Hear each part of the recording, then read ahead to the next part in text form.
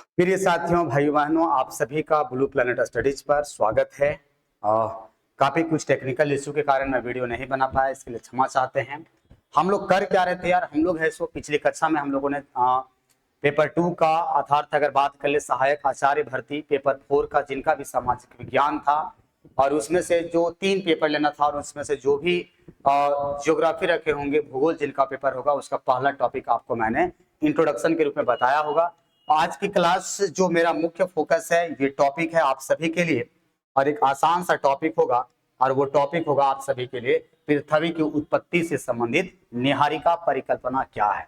आप लोगों ने देखा होगा कि जो भी सहायक आचार्य भर्ती में ज्योग्राफी जो रखे होंगे पेपर 4 में, जो 3 पेपर लेना है वहां भी 3 सब्जेक्ट, तो उसका पहला टॉपिक है नेबुलर हाइपोथेसिस के बारे में ही पढ़ना है, निहारिका परिकल्पना क्या है।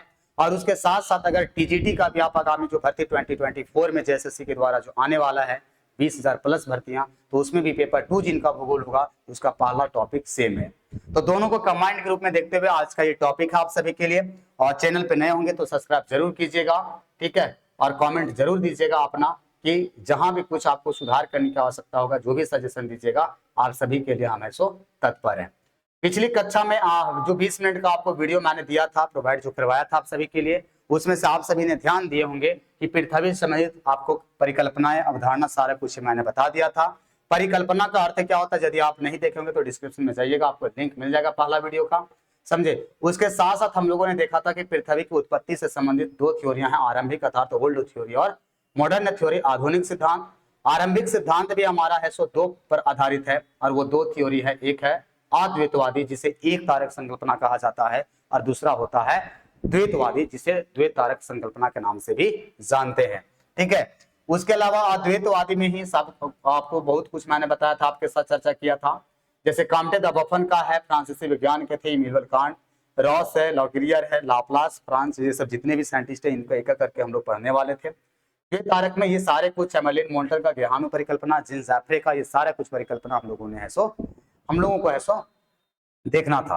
और आज की विशेष ये ट्रिक आपको मैंने पिछली कक्षा में बताया था, यदि आपको ट्रिक अगर समझ में आया होगा, थोड़ा सा भी बहुत आपको हेल्प मदद मिला होगा इसको याद करने में, तो जरूर है सो कमेंट और अपना है सो एक लाइक का बटन जरूर दबा के जाना कि हाँ मेरे भाई साहब, इससे आपको है मेरे को है सो कुछ ना कुछ लाभ जरूर मिला था। अब यदि अगर बात कर लेते हैं, समझे, कि पृथ्वी से उत्पत्ति से संबंधित अगर बात कर लिया जाए जो निहारिका परिकल्पना है, तो निहारिका जो परिकल्पना है ये लाप्लास का जो पढ़ना है हम लोगों को, ठीक है। तो इससे पहले सबसे पहली बात तो याद रखना है आप सभी को कि ये हमारा जो है निहारिका परिकल्पना पृथ्वी का उत्पत्ति से संबंधित, ये किस थ्योरी पर, किस थ्योरी के बेस पर आधारित है, तो ये हमारा अद्वैतवादी संकल्पना पर आधारित है, जिसको कि हम लोग क्या बोलते हैं, एक तारक संकल्पना के नाम से भी जाना जाता है। अर्थात अद्वैतवादी सिद्धांत या एक तारक संकल्पना में से मैंने क्या बताया था पिछली कक्षा में से आप सभी को मैंने बताया था कि इसमें से जितने भी साइंटिस्ट या जितने भी दार्शनिक जो भी अपना विचारधाराएं प्रस्तुत की है, उसका एक ही लाइन कहना था कि पूरे का पूरा का पृथ्वी की बात कर ले कि सारे ग्रह कैसे बने हैं, तो एक तारे से उत्पन्न हुआ है, समझे। अर्थात अगर देखो, अगर हम लोग बात कर लेते हैं, हम लोग तो लाप्लास का निहारिका परिकल्पना पढ़ेंगे, लेकिन उससे पहले आप सभी को जानकारी रखना चाहिए, ठीक है, क्योंकि देखो हम लोग यहाँ 11th का टॉपिक नहीं पढ़, क्योंकि ये टॉपिक कहां से उठा दिया, क्लास 11 का एनसीईआरटी उठा दिया, डिटेल में समझना होगा ताकि एक भी सवाल ना रहे। थ्योरियां जैसे ही कंप्लीट करवाऊंगा उसके बाद आपको एमसी को पूरा निचोड़ करवा दूंगा। प्रीवियस ईयर जेएसएससी टीजीटी जो आई थी भर्ती, उसमें से भूगोल में से किस तरह से पेपर उठा के दिए गए हैं, उसका भी पेपर जल्द ही एनालिसिस कराऊंगा। तो पृथ्वी के उत्पत्ति से संदर्भ में सर्वप्रथम प्रयास याद रखिएगा, ये फ्रांसीसी वैज्ञानिक एक थे, उनका नाम क्या था, कॉम्टे द बफन, जो कि 1749 में परिकल्पना प्रस्तुत किया था, समझे। इस बात को आप ऐसो याद रख लीजिएगा और जो भी आपको की पॉइंट होगा उसको आप ऐसो नोट डाउन करते चलिएगा। ये तो आपको बुक में मिलता है लिखा हुआ कि अगर बात कर ले भाई साहब, तो 1749 ईस्वी में फ्रांसीसी वैज्ञानिक कॉम्टे द बफन ने अपना पृथ्वी से उत्पत्ति से संबंधित सर्वप्रथम प्रयास किया।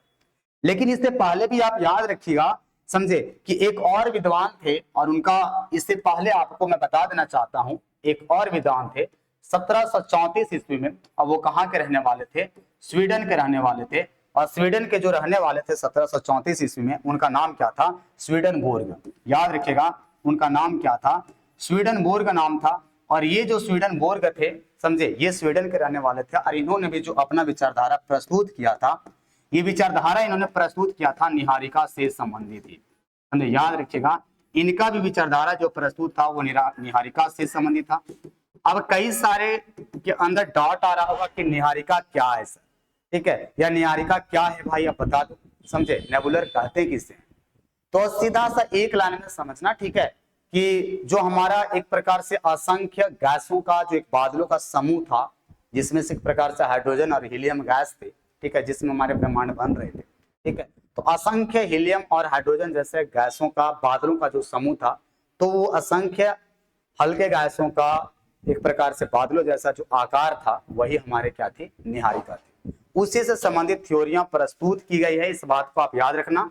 तो सबसे पहले आप याद रखना, सॉरी यहाँ पे 1904 लिखा गया है, 1734 17 याद रखिएगा कि 1734 में, देखो आपको वीडियो हो सकता है लंबा चला जाए, लेकिन देखो एक एक बात को मैं क्लियर करूंगा।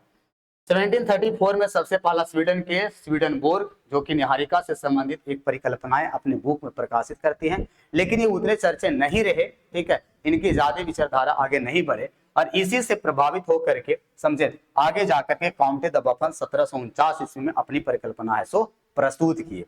इन्होंने क्या बोला, कैसे क्या कहा, इससे संबंधित चाहिए आइए जानते हैं कि काउंटे द बफन का है सो। अच्छा, आप कहिएगा कि वहां पे लाप्लास का पढ़ना है, भाई साहब अब स्थिर रहना, ठीक है, सबसे पहले काउंटे ने बताया है काउंटे द बफन, उसके बाद है सो आपको लाप्लास को ले आऊंगा, ठीक है, एक स्टेप बाय स्टेप को समझना है। यहाँ चाहे कोई बोर्ड का एग्जाम नहीं है, समझे ना, कि हाँ केवल आप जो पॉइंट है उसको पढ़ा दो भिड़ जाएगा, ठीक है, क्योंकि सिलेबस काफी लेंदी है।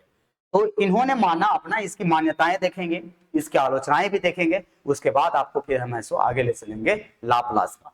तो इन्होंने माना कि इनके अनुसार ग्रहों जितने भी प्लैनेट्स थे, समझे, जो भी आज हम लोग 8 प्लैनेट्स पढ़ते हैं या जो भी बौने ग्रह हैं, इनके अकॉर्डिंग जितने भी हमारे थे ग्रहों की उत्पत्ति वो धूमकेतु के सूर्य से टकराने से उत्पन्न मलबों के फलस्वरूप हुआ था। ये किसका मानना था, ये मानना था काउंटे द बफन को, ठीक है, और ये कहाँ के रहने वाले थे, फ्रांस से। पूछ देगा सिंपल सा कि काउंटे द बफन, समझे, ये कहाँ के रहने वाले थे, तो याद रखिएगा फ्रांस के रहने वाले थे। या सबसे पहले पूछ देगा कि निहारिका परिकल्पना से संबंधित सबसे प्रथम साक्ष्य या प्रमाण कहाँ पे मिलता है, तो 1734 में स्वीडन के स्वीडनबोर्ग ने अपनी में ये लिखा, ठीक है। उसके बाद सीधा सा पूछ देगा कि काउंटे द बफन के अकॉर्डिंग किसके अकॉर्डिंग है सो ग्रहों की उत्पत्ति माना गया, तो धूमकेतु के सूर्य से टकराने से उत्पन्न जो धूमकेतु सूर्य के आसपास जो टकराता है ना, समझे, एक प्रकार का मलबा यूं, तो इन्होंने बोला कि धूमकेतु से जो सूर्य से टकराया और उससे जो मलबा निकला, समझे, टकराने के बाद जो मलबे बिखर गए, ठीक है, उसी मलबे का ग्रेविटेशनल फोर्स अभी आएगा आगे जाकर के। ग्रेविटेशनल फोर्स अपने आप में क्रिएट हुआ,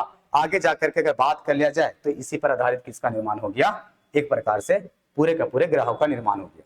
इनका कहना था। ये रहे हमारे इमैनुअल कांट महोदय, सॉरी ये रहे हमारे काउंटे द बफन महोदय, जो आप सभी लोग आसानी से देख रहे होंगे भाई साहब। आगे अगर चलते हैं तो आगे देखो, आप याद रखना कि कांट की वायव्य राशि परिकल्पना 1755, जो कि जर्मन के दार्शनिक थे, ठीक है, आप याद रखें।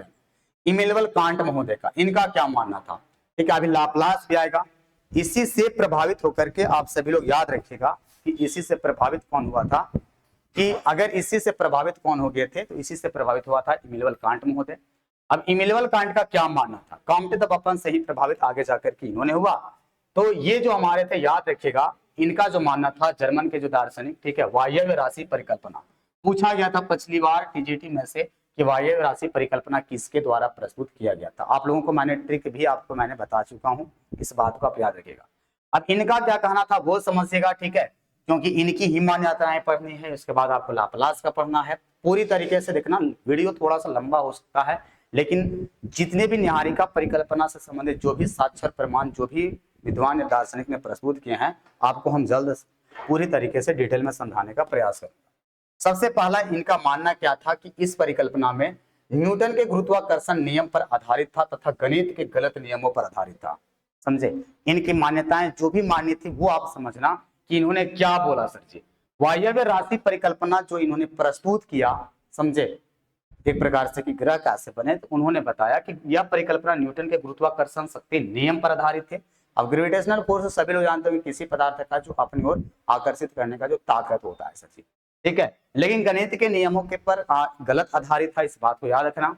इन्होंने अपनी परिकल्पना पृथ्वी की उत्पत्ति को समझने के लिए वैज्ञानिक तथ्यों का प्रयोग किया था, समझे। और इस परिकल्पना को इन्होंने, एक इनका पुस्तक था universal natural history as theory of the heavens, ठीक है। याद रखिएगा, इस पुस्तक का नाम हो सकता है आपको परीक्षा में पूछ ली जाए। उम्मीद करते हैं, ठीक है, कि जितना डिटेल में आपको पढ़ा दिया जाएगा, समझे। और हो सकता है कि कुछ टॉपिक जहां भी आपको डाउट लगेगा कमेंट बॉक्स में जरूर दीजिएगा, बाकी लाइव क्लास भी आपको जल्द करवाएंगे, ठीक है। परीक्षा से पहले आपको ज्योग्राफी जिनका भी होगा पूरा सिलेबस कंप्लीट हो जाएगा, टेंशन मत लेना। वो 60 क्वेश्चन सहायक आचार्य वाले, आप टेंशन मत लेना, वो 60 क्वेश्चन मेरी पर जिम्मेदारी पर छोड़ो, ठीक है। बाकी टीजीटी के जब आएगा, ठीक है, आगामी नोटिफिकेशन, तो पूरा धज्जिया तो उड़ा ही देंगे, ठीक है। तो इनका पुस्तक का नाम याद रखिएगा, universal natural history of the theory of the heaven's, जो कि सार्वभौमिक प्राकृतिक इतिहास और स्वर्ग का सिद्धांत प्रस्तुत किया था। हिंदी वाले आप इसमें याद रखना, बाकी इंग्लिश में नाम याद रखना, आप लोग को आसान हो जाएगा। कांट को अपने परिकल्पना पर इतना विश्वास था कि उन्होंने जो दिया था वायव्य राशि परिकल्पना, इनका मानना था कि मुझे पदार्थ दो, मैं विश्व का निर्माण करके दिखा दूंगा, ठीक है। ये पूरी तरह इनको वायव्य राशि परिकल्पना जो उन्होंने प्रस्तुत किया था, इनको अपना खुद पर इतना विश्वास था कि मुझे पदार्थ दीजिए, ठीक है, कोई भी मुझे पदार्थ दिया जाए और पूरी तरह से हम पूरे विश्व को अर्थात ब्रह्मांड निर्माण करके हम दिखा सकते हैं। इस बात को किसने माना था, समझे। अच्छा, याद रखिएगा कि ये जो आपका वायव्य राशि है ना, ठीक है, इसका दूसरा नाम ये भी याद रख सकते हो मेरे प्रिय भाई, ठीक है, कि इसी को हम लोग है सो गैसीय परिकल्पना के नाम से भी जानते हैं। इसे क्या कहा जाता है, तो याद रखे रहना, इसे गैसीय परिकल्पना के नाम से भी जाना जाता है, समझे। इस बात को आप याद रखे रहना, ठीक है। आपको मैं जितना पूरा कोशिश मेरा है यार कि धीरे धीरे आपको ऐसो हम पूरी तरीके से आपको ले चले और एक पूरी तरीके से कैसा फ्रेमवर्क दे ताकि इस टॉपिक से आपको कहीं भी ये ना छूटे। अब मान्यता आ जाती है अजम्पशन इसकी क्या क्या है, ठीक है। कांट ने क्या क्या माना, इस थ्योरी में क्या क्या बताया अपना, किसके अंतर्गत, तो ये हमारा जो नेबुलर हाइपोथेसिस है इसके अंतर्गत क्या क्या माना, इस बात को आप याद रखें, ठीक है। सबसे पहली बात, मान्यताएं जो थी अजम्पशन से ये थी, सबसे पहला इन्होंने क्या बोला, देखना आपको जो भी लगे ना। अच्छा, ये कमेंट आ रहा कीजिएगा आप लोग बाद में कि पीडीएफ इसका दे दीजिएगा, तो टेलीग्राम चैनल आपको डिस्क्रिप्शन मिलेगा, उसको ज्वाइन कर लीजिएगा, मैं वहां पे सेंड करवा दूंगा, ठीक है। ब्रह्मांड में जितने भी आद्य पदार्थ थे या देवीय जो पदार्थ थे या पुराना पदार्थ था जो कि एक प्रकार से प्रिमोर्डिकल एक प्रकार से मैटर था, वो ठंडा, ठोस व गतिहीन था, जिसे नेबुला या निहारिका कहा गया था। याद रखिएगा, समझे, पूरी तरीके से जिसे नेबुला या निहारिका कहा गया। निहारिका का मतलब गैसों का बादलों, जो कि एक प्रकार से है सो गैसों का बादल का आकृति विहीन, जो कि एक प्रकार से ये होता है, ठीक है। निहारिका का शुरुआती में आपको बता दिए थे कि एक प्रकार से असंख्य गैसों बादलों का एक आकार होता है, उसी को क्या कहा जाता है, निहारिका। तो पहला इनका मानना ये था कांट महोदय का कि ब्रह्मांड में जितने भी आद्य पदार्थ हैं, वो आद्य पदार्थ कौन है, समझे। आद्य पदार्थ आप देखना कि देखो यहाँ पे आपको दिख रहे होंगे छोटे छोटे पदार्थ, समझे, यही वास्तविक हमारा देखो निहारिका है। इस बात को आप देख रहे हो ना, ये वास्तविक निहारिका है, समझे। कहने का मतलब मीन्स ये हो गया यार, ठीक है, कि अगर हम लोग बात कर ले तो सिंपल, 1 मिनट रुकना यार, मेरा पेन कहाँ हो गया, हाँ। अगर हम लोग सिंपल बात करें ना, तो ये जो एक प्रकार से आकृतियां होती है, कहने का मतलब हो गया ये, ठीक है। अगर इस प्रकार से अगर मान ले, समझे, जिसका कोई भी एक निश्चित आकार नहीं था, और एक प्रकार से इसी के अंतर्गत क्या थे, छोटे छोटे इसमें से पदार्थ थे यार, ठीक है, कई सारे पदार्थ थे, समझे। और वह असंख्य एक प्रकार से हाइड्रोजन, हीलियम कुछ भी हो सकता था, ठीक है। और इसके अंदर एक प्रकार से इसका कोई भी एक निश्चित आकार नहीं था, कहने का मतलब है। और एक निश्चित आकार नहीं था, इस वजह से क्या था कि कभी भी इसका है सो ग्रेविटेशनल फोर्स, तो कभी इसका है सो त्रिज्या, सारे कुछ है सो बढ़ती चली जा रही थी। इस बात को आप है सो याद रखे रहना। जिस प्रकार से मैंने आपको यहाँ पे दिखाने का प्रयास किया, ये क्या है, एक प्रकार का गैसों का बादल है, ठीक है, गैसों का बादल है। इसी को देखना कि वास्तविक आकार को आपको मैंने ऐसो दिखाने का प्रयास कहाँ पे किया है, ये रियल जो मैंने आपको गूगल से इसको उठा करके ले आया था, समझे। अब इनका मानना था, देखो पहला तो जंक्शन ये इन्होंने ये दिया, ठीक है, हो सकता है ना कि आपको ये स्टेटमेंट लिखा मिल जाए और डायरेक्ट दे देगा कि यह कथन किसका है, ठीक है। दूसरी याद रख लेना कि इनका मानना था, वो क्या मानना था कि आद्य पदार्थ में गुरुत्वाकर्षण बल के कारण एक कण दूसरे कण से क्या होने लगे, टकराने लगे, और गुरुत्वाकर्षण शक्ति के कारण छोटे छोटे कण बड़े कण में परिवर्तित होने लगे। स्वाभाविक सी बात है यार कि इन्होंने पूरा देखना कि मान्यता इनका जो भी है वो ग्रेविटेशनल फोर्स पर आधारित था, समझे, गुरुत्वाकर्षण शक्ति पर आधारित है। तो साफ करना है कि जितने भी कण जो एक भरे हुए थे गैसों के जितने भी कण थे, समझे, वो आपस में क्या होने लगे, टकराने लगे। गुरुत्वाकर्षण किसके कारण टकराने लगा, गुरुत्वाकर्षण शक्ति के कारण। अब बताओ, कहने का मतलब है 4 मीटर 4 पदार्थ हैं, ग्रेविटेशनल फोर्स जैसे बढ़ेगा तो एक दूसरे को खींचने का प्रयास करेगा, और जब आपस में टकराने लगे तो छोटे छोटे कण टकरा करके किस कण में परिवर्तन होगी, बड़े कण में परिवर्तन हो गए, तथा बड़े कण एक विशाल पिंड का निर्माण हुआ और घर्षण और गति से निहारिका धीरे धीरे क्या हो गई, गर्म हो गई। अब स्वाभाविक सी बात है, आप लोग साइंस में पढ़े होंगे कि कोई भी पदार्थ जब टकराएगा, ठीक है, आकार बड़े होंगे या टूट भी सकते हैं या आकार भी बड़े हो सकते हैं, तो जैसे ही टकराएगा तो उसमें क्या उत्पन्न होगा, घर्षण होगी, ठीक है, और घर्षण से ही हमारा क्या हो जाएगा, एक प्रकार से गति उत्पन्न होगा, और जैसे ही घर्षण और गति उत्पन्न होगा पदार्थों के अंतर्गत तो वो पूरी तरह से क्या हो जाएगा, गर्म हो जाएगा। तो निहारिका क्या होने लगा, गर्म होने लगा। और जब गर्म होने लगा तो इस बात को आप देख रहे होंगे यहाँ पर कि निहारिका के आकार में वृद्धि होने से ठोस पदार्थ जो था वो गैसीय पदार्थ में बदल गया, एक प्रकार से समझे, क्योंकि जितने भी पदार्थ थे, ठीक है, जब काफी गर्म हो गए, आप इस बात को समझना, क्योंकि उसमें छोटे छोटे पार्टिकल थे, जब वो ठोस पदार्थ थे, समझे, तो वो जब से ही गर्म हुआ, टेम्परेचर जब इसका बढ़ा, ठीक है, तो पूरी क्योंकि गर्म हो गया था, टेम्परेचर बढ़ने से इसका गैसीय पदार्थ में बदल गया। आपस में कणों के टकराने की दर वृद्धि के फलस्वरूप घूर्णन गति का विकास हो गया, जिससे नेबुला बहुत तीव्र गति से घूमने लगा। मतलब मैंने जो एक चित्र छापा था आपको, ठीक है, उसमें क्या हुआ कि धीरे धीरे आपस में कण टकराया, आकार बढ़ा, घर्षण और गति उत्पन्न हुआ, वो पदार्थ गर्म हो गए, और गर्म होने से ठोस पदार्थ गैसीय पदार्थ में कन्वर्ट हो गया, आपस में कण टकराने की दर वृद्धि हो गई, ठीक है, और धीरे धीरे उसमें से क्या हो गया, रोटेशनल फोर्स अर्थात पूरे अपने धीरे धीरे वो घूर्णन गति के रूप में बदल गया, और एक समय ऐसा आया कि नेबुला तीव्र गति से है सो घूमने लगा। सच उम्मीद करते हैं कि यह स्टेप आपको है सो समझ में आया होगा, ठीक है, कि किस प्रकार से ये रहा भाई साहब आपका निहारिका, कहने का मतलब रहा, ठीक है, कि आप देख रहे होंगे गौर से, इसमें देखना छोटे छोटे आपको मेटल से दिख रहे होंगे, कहने का मतलब हो गया। आगे अगर चलते हैं भाई साहब तो इस बात को आप याद रखे रहना, समझे। आप देखो चौथा पॉइंट इन्होंने क्या बोला था, चौथा पॉइंट इन्होंने बताया कि आकार और त्रिज्या के अगर बात कर लिया जाए तो आकार और त्रिज्या में वृद्धि से निहारिका तीव्र गति से घूमने लगी। निहारिका क्यों घूमने लगा यार, क्योंकि क्या हुआ कि देखो जैसे जैसे पदार्थ उसमें से जैसे जैसे पदार्थ टकराया, गर्म हुआ, समझे ना, ग्रेविटेशनल फोर्स बढ़ गया, तो आपस के आसपास और पदार्थों को क्या करने लगा, खींचने लगा। सर चुम्बक को देखे हो ना, समझे, जब देखना ना बचपन में हम लोग जब धुरिया में लपटाते थे तो चुम्बक वाला बाप रे बड़ा हो गया, ठीक है, क्योंकि जितना भी उसका धुरिया डस्ट पार्टिकल में जितना होता था सबको छोटे छोटे कण वो खींच लेता था, सब है सो लड़की मतलब कि है सो चिपक जाता था भौरा जैसा सर। तो उसी तरीके से क्या हुआ, उसका आकार बढ़ा, नेबुला का त्रिज्या में वृद्धि हो गई, तो जैसे जैसे यार कहने का मतलब है तो उसकी निहारिका का तीव्र गति से क्या होने लगा, वो अपना हिस्सा घूमना शुरू किया।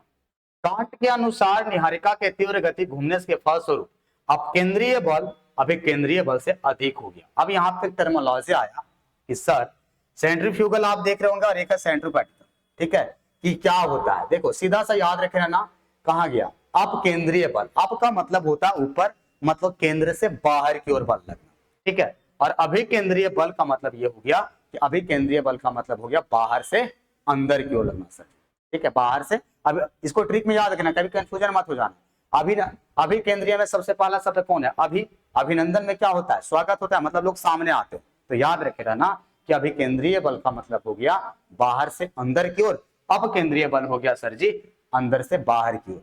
अब जैसे जैसे निहारिका अपने तीव्र गति से घूमने लगा, देखो इसका खुद का गुरुत्वाकर्षण शक्ति इतना ज्यादा हो गया, ठीक है, तेजी से जब घूमने लगा अपना अक्ष पे, ठीक है, खुद का जब घूमने लगा, समझे, तो इससे क्या हो गया, घूमने से पहले इसका क्या था, अब केंद्रीय बल, कहने का मतलब अभिकेंद्रीय बल ज्यादा था घूमने से पहले, समझे, टकराने से पहले जब पदार्थ नहीं टकरा रहे थे तब तक उसका क्या था, अभिकेंद्रीय बल ज्यादा था सर जी, ठीक है, और जैसे वो घूमना शुरू किया तो अब केंद्रीय बल अभिकेंद्रीय बल से क्या हो गया, अधिक हो गया, मतलब कि बाहर से जो अंदर की ओर बल लग रहा था अब है सो अंदर से बाहर की ओर बल लगने लगा।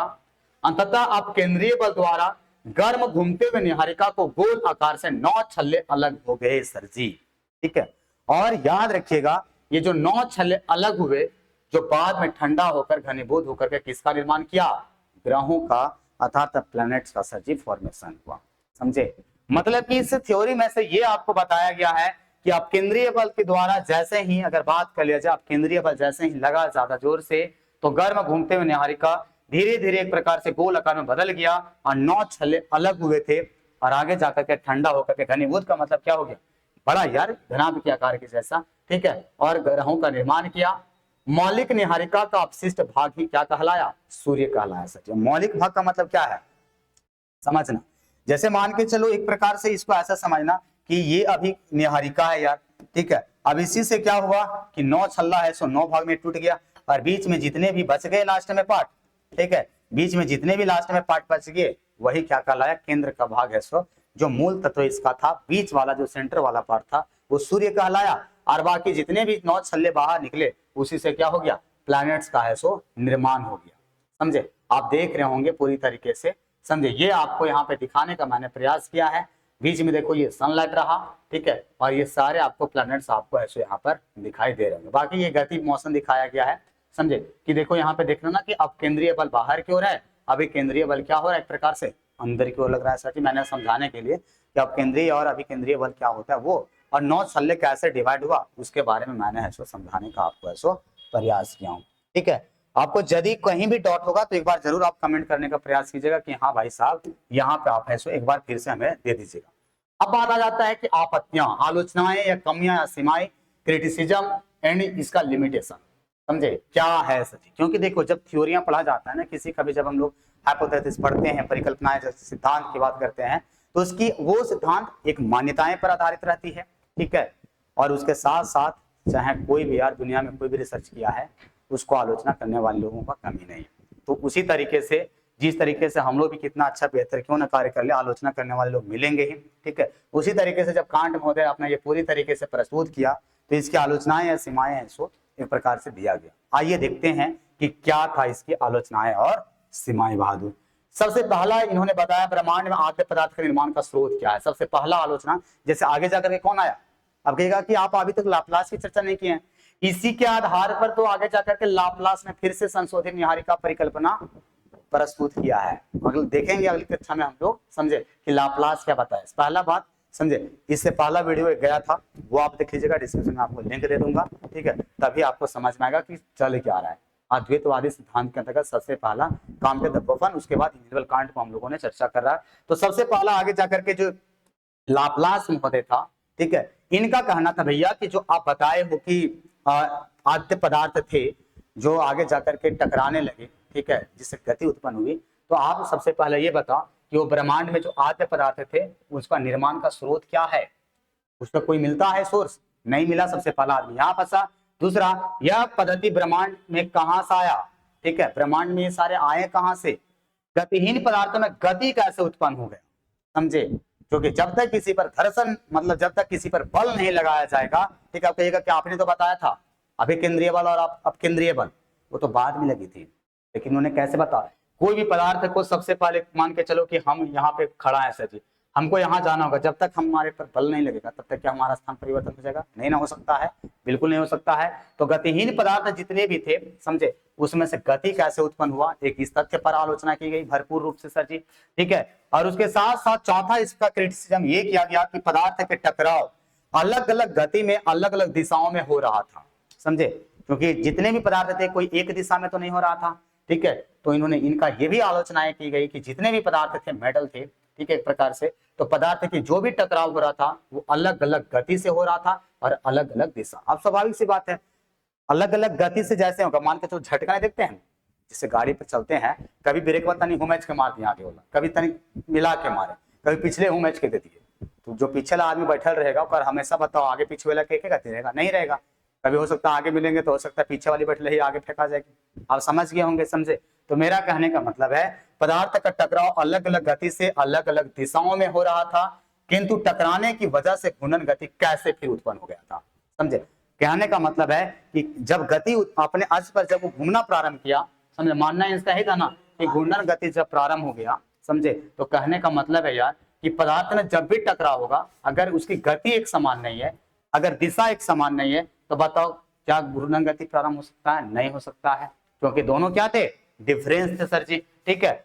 उसके बाद पांचवा सबसे बड़ा याद रखिएगा कि यह परिकल्पना कोणीय संवेग सुरक्षा सिद्धांत के विपरीत पर है, समझे। अब कोणीय संवेग क्या होता है बता देंगे आपको लास्ट में से सर जी, ठीक है, आप याद रखिएगा, समझे, कि यह परिकल्पना जो है वो कोणीय संवेग की सुरक्षा सिद्धांत के पूरी तरीके से विपरीत पर कार्य करता है, क्योंकि इस सिद्धांत के अनुसार किसी भी पदार्थ में घूर्णन गति एक समान रहता है, परंतु उसमें कमी या वृद्धि नहीं होती है, क्योंकि कोणीय संवेग जो हमारा होता है एक प्रकार से, आप याद रखिएगा, ये हमारा क्या होता है, पूरी तरीके से यह सिद्धांत कोणीय संवेग सुरक्षा सिद्धांत के विपरीत पर कार्य किया था, जो उन्होंने प्रस्तुत किया था, क्योंकि कोणीय संवेग का जो सिद्धांत होता है उनके अनुसार किसी भी पदार्थ में घूर्णन गति एक समान रहता है, क्योंकि उसका सर जी त्रिज्या जो होता है और उसका जो रेडियस की अगर बात कर ले, ठीक है, तो घूर्णन गति एक समान रहता है, परंतु उसमें कभी भी कमी या वृद्धि नहीं हो सकता है। इसीलिए कोणीय संवेग सिद्धांत पर पूरी तरीके से विपरीत। अब देखना, जितने भी मैंने इसकी मान्यताएं बताई, जितने भी इसकी आलोचनाएं बताई हैं, हो सकता है ये कथन और स्टेटमेंट दे करके सीधा पूछेगा कि यह किस सिद्धांत में और किसके द्वारा दिया गया। उम्मीद करते हैं कि आपको इसकी कमियां भी समझ में आई होगी किस आधार पे।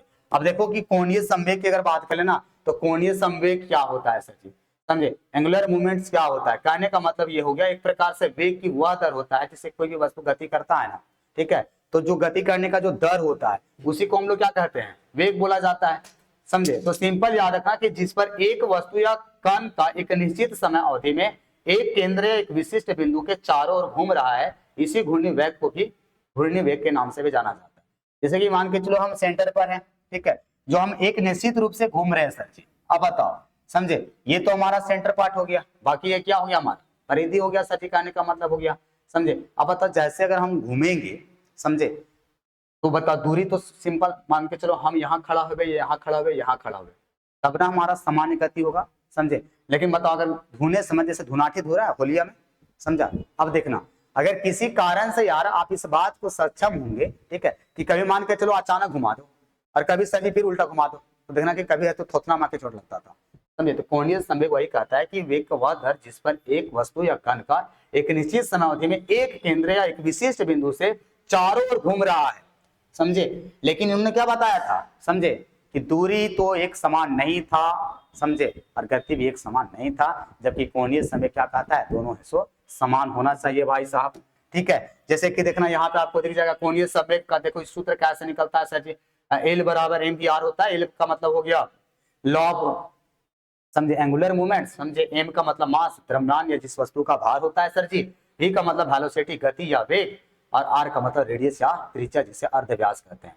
मतलब कहने का मतलब ये हो गया कि आप याद रखे रहना कि त्रिज्या और वेग में हमेशा क्या होता है, विपरीत संबंध होता है सर। जो त्रिज्या होती है, समझे, त्रिज्या समझ रहे हो ना, ठीक है, सेंटर से लेकर के परिधि तक दूरी, ठीक है। त्रिज्या और जो वेग होता है वो हमेशा विपरीत संबंध रहता है, जबकि गति बढ़ता है तो त्रिज्या कम हो जाती है, सीधा सा आप जानते होंगे, ठीक है। गति अगर मान के चलो बढ़ा दिया जाए, समझे, गति जैसे ही बढ़ता है तो त्रिज्या क्या हो जाती है, कम हो जाती है, और जब त्रिज्या बढ़ती है सर जी तो गति क्या हो जाता है, समझे, कम हो जाता है सर जी। इस बात को आप सभी को पता होगा, ठीक है ना। देखते हो, जैसे मान के चलो हम यहाँ खड़ा है, जो चिरचिरिया वाला जो धुनाटी धुनते थे, अगर जैसे उसका हम लोग रेडियस बढ़ा देते थे तो गति क्या हो जाता था, धुने में तनी बल लगता था सर जी। अरे कि नहीं होते बाबू, ठीक है, बहुत लंबा चौड़ा रस्सिया छोड़कर, जैसे उसको त्रिज्या घटाते थे तो गति क्या हो जाता था, बढ़ जाता था सर जी, ठीक है। जबकि ये कोणीय संवेग सिद्धांत पर इसलिए ना कि इसका आलोचना का सबसे बड़ा यही रीजन था, समझे। वो क्या बोला था, कभी घटता था कभी बढ़ता था सर जी, जबकि कोणीय संवेग क्या बोलता है, बराबर रहना चाहिए सर जी, ठीक है। इस बात को ये तो मैंने फिजिक्स का केवल कॉन्सेप्ट, देखो यहाँ पे शक्तिमान वाला फिगर मैंने डाला है, ठीक है, कि किस प्रकार से, जैसे कि देखना यहाँ पे लड़कियां आपको दिख रही होगी कि कन्वर्जेंस ऑफ एक प्रकार से एंगुलर मूवमेंट क्या होता है, देखो यहाँ पे देख लेना, ठीक है। जैसे सर जी इसका एक प्रकार से त्रिज्या इसका बढ़ गया, इसका गति क्या हो गया, कम हो गया, और जैसे ही इसका हम लोग स्मॉल और लार्ज तो उतना है ही है सर जी, जैसे इसका मैंने ये हाथ को पूरा मोड़ ली तो गति क्या हो गया, तेज हो गया, समझ पा रहे हो ना, ठीक है। जबकि ऐसो जो आकार था वो नेबुला वाला, उसमें से वैसा कोई भी फिक्स नहीं था, वो कभी घट रहा था तो कभी बढ़ रहा था, तो गति फिर एक समान दिशा में से कैसे हुआ, इसी तथ्य पर ऐसो आपका पूरे का पूरा टॉपिक ऐसो आधारित है भाई साहब। उम्मीद करते हैं कि आपको समझ में आया होगा एक प्रकार से, समझे, कि इमैनुअल कांट का बाह्य राशि जो परिकल्पनाएं थी, ठीक है, उसकी मानना क्या था, उन्होंने किस आधार पर यह बताया था कि ब्रह्मांड एक प्रकार से है, जितने भी प्लैनेट्स थे उसका निर्माण कैसे हुआ, मान्यताएं उन्होंने क्या क्या थी, आलोचनाएं किस किस तथ्य पे किया गया है, इस बात को आप याद रखना। नेक्स्ट वीडियो आपको हम जल्द देंगे, और वो वीडियो होगा आपका कौन सा, लाप्लास का निहारिका परिकल्पना। इसी के यार जितने भी आलोचना किया गया इसमें लाप्लास कम नहीं है, ठीक है। लाप्लास आप देखेंगे अगली कक्षा में से कि लाप्लास ने क्या बोला है, ठीक है। अगर यदि आपको चाहिए, ठीक है, वीडियो थोड़ा सा भी अच्छा लगा तो जरूर शेयर कीजिएगा अपना क्लासमेट्स के साथ, समझे। और चैनल पे नए होंगे तो जरूर से आप सब्सक्राइब कर लीजिएगा, ताकि किसी भी तरीके से आपको हमेशा दिक्कत नहीं होने देंगे, ठीक है। इस बात को आप याद रखें, ठीक है। बाकी जितने भी सहायक आचार्य वाले भी अगर देख रहे होंगे जिनका भी भूगोल होगा SST के अंदर जो लिए होंगे पेपर चौथा में जो 3 सब्जेक्ट चूज करना है, तो उसका मैं एग्जाम से पहले हर हाल में सिलेबस कंप्लीट करवाऊंगा, ठीक है। और TGT वाले भी जितने भी देख रहे होंगे, समझे, जो बाद में आप वीडियो देख रहे होंगे, तो पेपर 2 का तो सिलेबस यही है यार, टॉपिक यहीं से स्टार्ट ही होता है, लाप्लास देखेंगे। चलिए ठीक है, थैंक यू मेरे दोस्त, ठीक है। वीडियो अच्छा लगा होगा तो लाइक शेयर कमेंट जरूर करके जाना, आपको जो भी समझ में आवे।